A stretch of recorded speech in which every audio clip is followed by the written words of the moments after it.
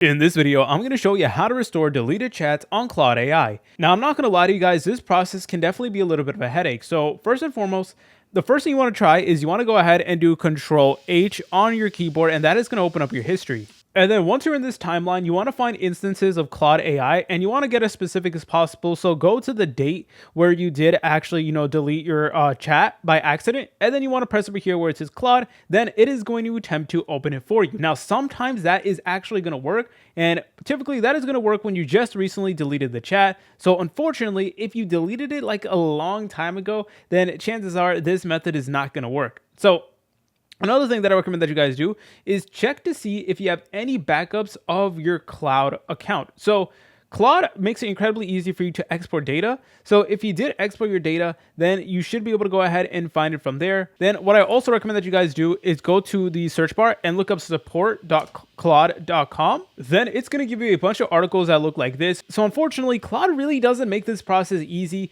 It really does come down to honestly a lot of luck. So I recommend trying out these resources and see if you're able to get your actual files back. And if you guys found this video helpful, make sure to leave a like and subscribe. I'll see you in the next video.